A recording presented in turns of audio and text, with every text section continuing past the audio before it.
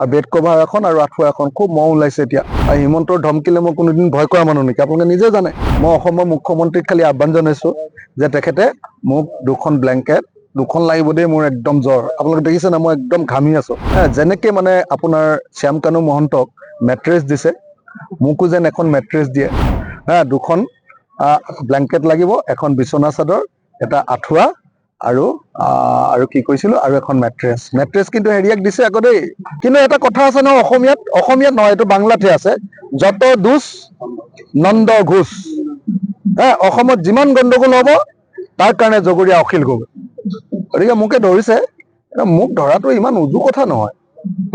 মোৰ কাৰণে জেইলো একেটা ঠাই।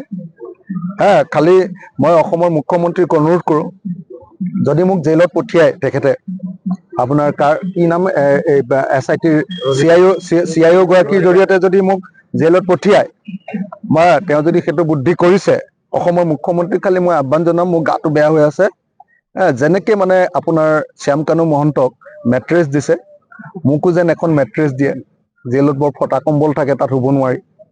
আৰু লগতে 2খন কম্বল যাতে দিয়ে, অলপ ভাল চাই। আৰু তেওঁ ঘৰত থকাবিলাক নালাগে বাৰু, অলপ ভাল চাই 2খন যাতে কম্বল দিয়ে। আৰু বেড কভাৰ এখন আৰু আঁঠুৱা এখন, খুব মহ ওলাইছে এতিয়া। তো গতিকে আজিকালি ঠাণ্ডা দিনতহে মহ ওলাই, জানে নাই? আগতে গৰম দিনত ওলাই, আজিকালি ঠাণ্ডা দিনত।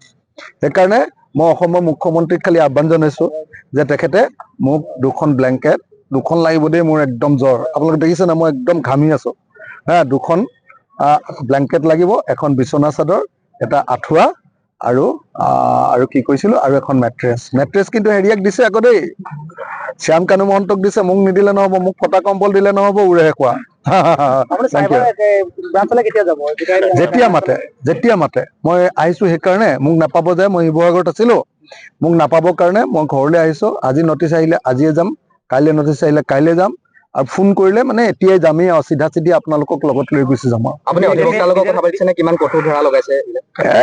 আপোনালোকে নিজে পঢ়ি চাও যে চাৰ্জশ্বিট বোলা বস্তুটো প্ৰাইভেট প্ৰপাৰ্টি নহয়। চাৰ্জশ্বিট বোলা বস্তুটো ৰাজহুৱা প্ৰপাৰ্টি। সেইখন যদি কোনোবাই ব্যাখ্যা বিশ্লেষণ কৰে, সেইখন যদি কোনোবাই উলিয়াই দিয়ে, সেইটো কোনো অপৰাধ নহয়, সেইটো প্ৰাইভেট প্ৰপাৰ্টি নহয়ে। মোক এনে ধমকি মাৰিব কৈছে, তোক জেলত ভৰাম বুলি। হিমন্তৰ ধমকিলে মই কোনোদিন ভয় কৰা মানুহ নেকি আপোনালোকে নিজে জানে।